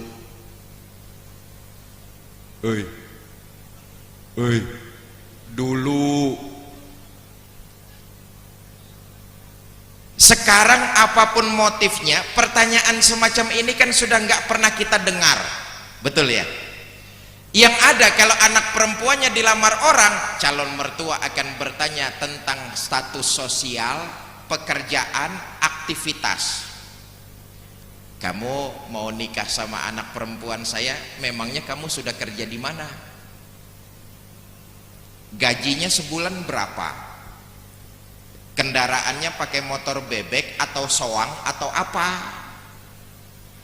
Soal mantu bisa baca Quran apa enggak, nomor 18. Soal mantu sholatnya benar apa tidak, mertuanya aja enggak pernah sembahyang. Betul ya? Digeser kita dengan berbagai macam budaya yang menyebabkan kita makin jauh dari nilai-nilai ajaran agama kita. Na'udzubillah min. Maka keluar dari Ramadan, nilai-nilai iman itu yang harus kita terapkan dalam kehidupan sehari-hari. Ada satu kalimat bijak, saudara-saudara. Selama berpijak pada kebenaran, selama berjalan di atas nilai-nilai keimanan, jangan pernah takut salah untuk berbuat. Ini saya tekankan kepada adik-adik saya, para remaja, para pemuda. Selama kalian berpijak pada nilai-nilai keimanan, jangan pernah takut salah untuk berbuat. Salah karena berbuat masih lebih bagus daripada saudara tidak pernah salah karena tidak pernah berbuat. Contoh, saudara baca Al-Quran salah masih lebih bagus daripada saudara tidak pernah salah karena tidak pernah baca Al-Quran. Saya dong baca Quran nggak pernah salah. Bacanya kapan? Nggak pernah. Selama berjalan di atas nilai-nilai kebenaran, jangan pernah takut salah untuk berbuat. Nilai-nilai iman. Ibu bapak, saudara-saudara kaum muslimin yang saya hormati, tetapi iman itu buahnya adalah ibadah. Jangan lupa, orang yang beriman tentu dalam hidupnya memperbanyak amal ibadah, dan ibadah yang kita kerjakan manfaatnya buat diri kita masing-masing. Saudara, kita semua yang hadir di sini kan nih calon-calon jenazah, betul? Nih semuanya nih pasti bakalan mati. Ada nggak orang yang hidup terus-terusan? Ada apa tidak? Semua kita pasti akan mati. Ibu-ibu yang sebelah sini nih mati apa tidak nih? Mati. Bapak-bapak yang di depan saya nih mati apa tidak nih? Mati. Kepala desa mati apa tidak tuh? No, di belakang yang jawabnya paling kenceng Pak. Saya yang lagi diri di sini mati apa tidak nih? Mati. Ibadah yang kita kerjakan di alam dunia manfaatnya buat diri kita di akhirat nanti tuh. Saudara, jangan lupa ketika jasad kita dibawa orang ke kuburan, yang nganter kita cuma 3. Ahluhu wa maluhu wa amaluhu. Keluarga, harta, amal. Nih yang nganterin kita ke kuburan. Yang 2 pulang. Siapa yang 2? Ahluhu wa maluhu. Keluarga dan harta pulang, nggak mau nemenin masuk ke dalam. Bu, kalau ibu-ibu mati duluan, jangan harap suami mau nemani masuk ke dalam. Oh, apa suami nggak sedih ditinggal mati istrinya? Sedih. Apa suami nggak nangis? Nangis. Mata yang kanan, mata yang kiri si melotot nyari mana gantinya ini. Yang nemenin kita masuk ke dalam tidak lain amal ibadah kita. Ibadah yang kita kerjakan manfaatnya akan kembali buat diri kita masing-masing. Dan memang ya, orang yang rajin ibadah iblis paling gak suka. Nih ibu bapak saudara-saudara hadir pengajian di musola Al Ihsan, beribadah di sini, apa dipikir iblis senang? Oh, bencinya bukan main iblis. Apa buktinya? Tadi jam 7 waktu kita masih di rumah, iblis sudah bisikin hati kita tuh. Alah, ngapain datang ke musola? Udah di rumah aja nonton Haji Muhyiddin. Itu bisikan iblis tuh. Saudara jihad lawan bisikan iblis. Enggak, saya mau hadir di musola, mau ngaji. Apa dipikir iblis nyerah? Oh, dibisikin lagi hati kita tuh. Iyalah, kamu hadir dah ke musola pengajian. Nanti di musola, di tempat pengajian, kamu ngobrol aja ngobrol. ngomong aja ngomong, ustadznya jangan didengerin. Iblis tuh. Saudara jihad lagi, lawan bisikan iblis. Enggak, saya mau datang ke pengajian, mau diem dengerin pidato ustadznya. Apa dipikir iblis nyerah? Dibisikin lagi hati kita tuh. Iyalah, kamu nanti di pengajian nggak usah ngobrol, diem aja, cuma tidur. Iblis paling nggak seneng dengan orang yang rajin ibadah. Kenapa? Misi iblis cuma satu, mencari teman sebanyak-banyaknya di akhirat, di neraka nanti untuk menemani mereka. Nauzubillah min. Maka orang yang mengaku beriman kepada Allah, buahnya memperbanyak ibadah. Satu tuh, dengan halal bihalal kita tingkatkan kualitas iman kita kepada Allah Subhanahu wa taala. Yang kedua,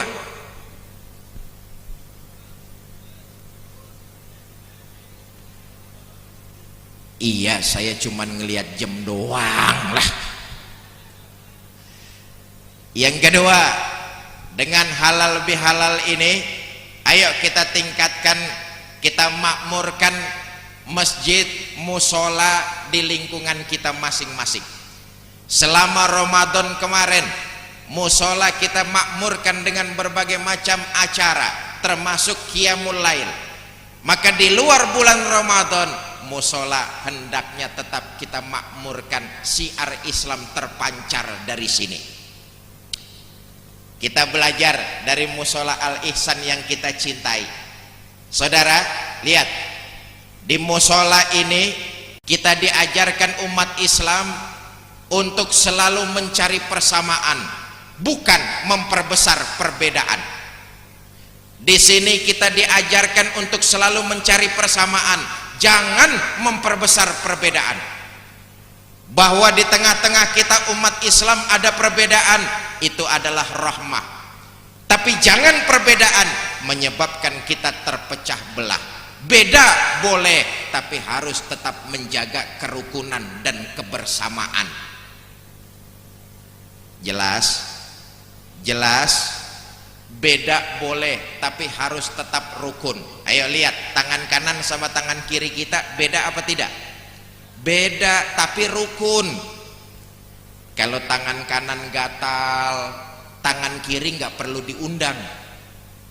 Datang garukin tangan yang kanan. Artinya apa? Kalau ada tetangganya sakit, datang jengukin, nggak usah tanya partainya apa, belegu lah. Beda tapi rukun. Tangan kanan, coba lihat nih, tangan kanan ini kan kerjaannya bagus-bagus nih. Salaman tangan kanan, ambil kue tangan kanan, tanda tangan tangan kanan, hitung uang tangan kanan. Kiri nggak pernah protes, tahu diri. Kata tangan kiri, memang tugas saya bidang pembersihan, tapi kan tangan kanan sayang sama tangan kiri. Itu tuh yang penting, yang kanan nih sayang sama yang kiri. Apa kata tangan kanan?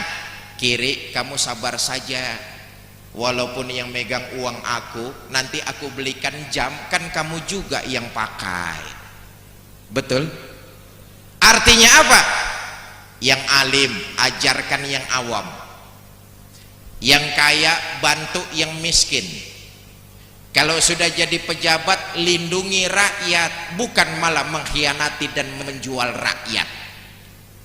Ayo, kalau Ramadan kemarin musola kita siarkan, maka keluar dari Ramadan musola harus tetap kita siarkan dengan nilai-nilai agama. Ya. Di musola, di masjid, kita juga diajarkan bagaimana hidup berbangsa dan bernegara.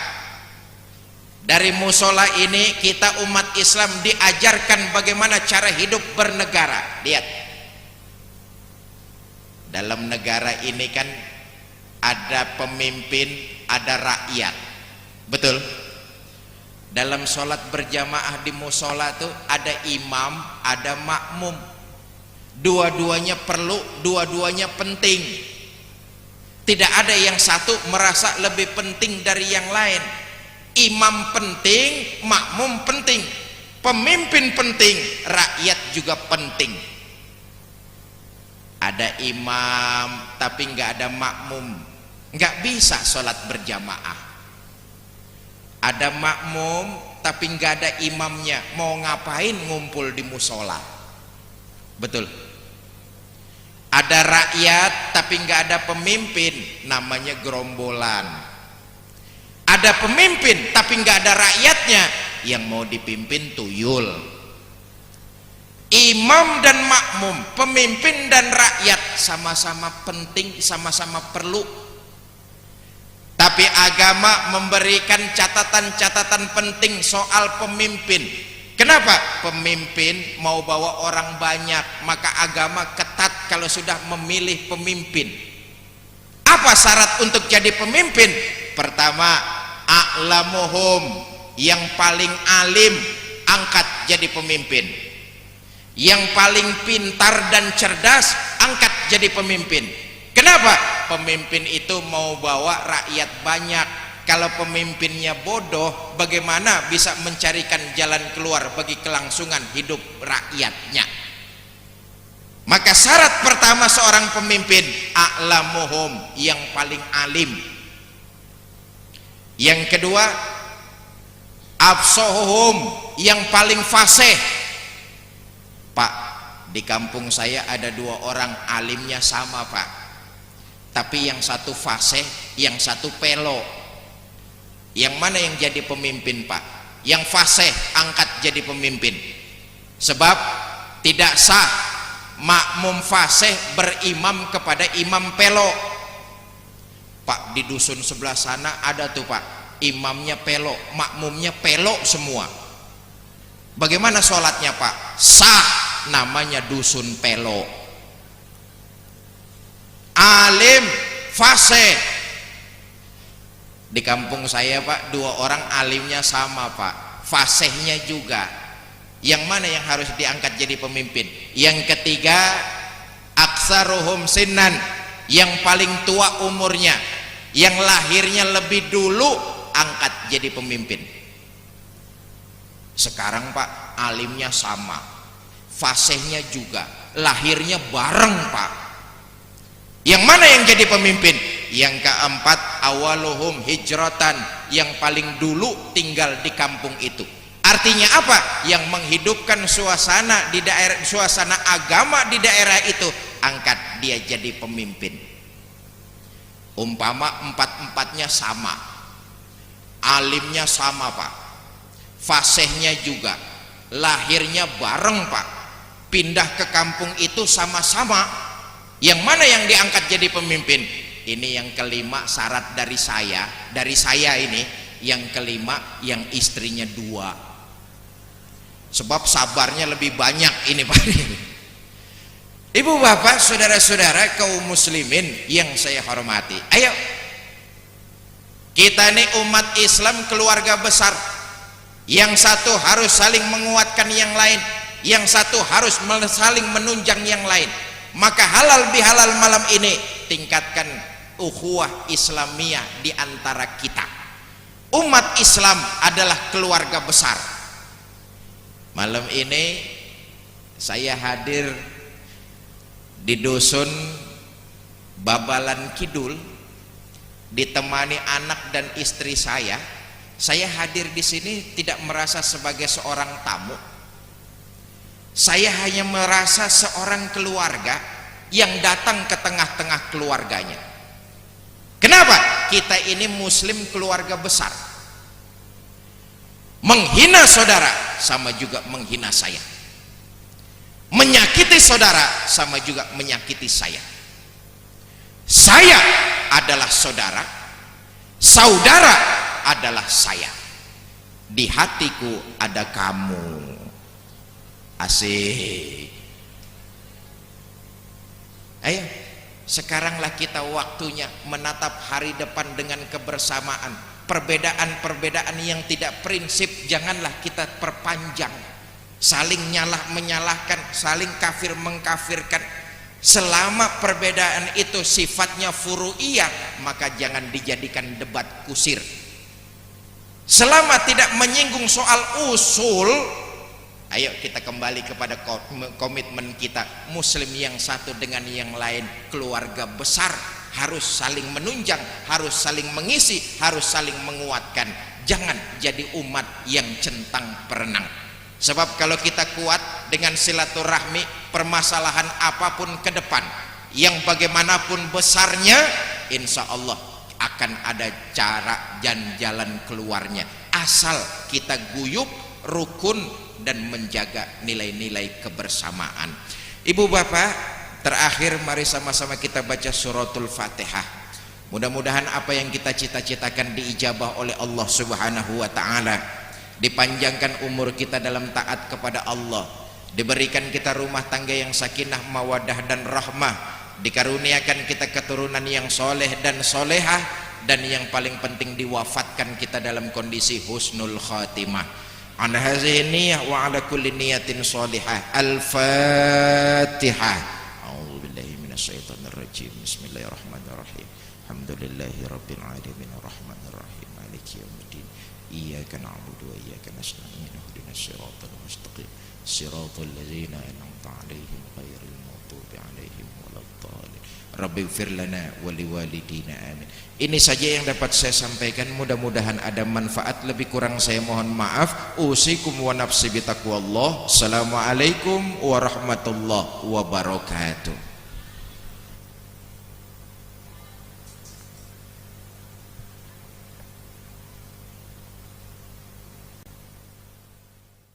Memberikan maidatul hasanahnya, dan semoga menjadi ilmu yang manfaat untuk kita semua. Dan acara selanjutnya adalah doa penutup, yang dalam hal ini kami mintakan kepada beliau Romo Kiai Haji Khuzairi untuk menutup acara dengan doa. Dan sebelumnya dari saya pribadi, kurang lebihnya mohon maaf. Akhir kalam, Allahumma afiq ila aqwamit thoriq. Wassalamualaikum warahmatullahi wabarakatuh. Kepada beliau Bapak Romo Kiai Haji Khuzairi, waktu dan tempat kami persilahkan. Bismillahirrahmanirrahim. Allahumma shalli wa sallim wa barik ala sayyidina Muhammad wa ala ali sayyidina Muhammad sayyidil awwalin wal akhirin. Sallim radhiyallahu tabaraka wa ta'ala wa syahadatina ashabi Rasulillah ajma'in. Alhamdulillahi rabbil alamin.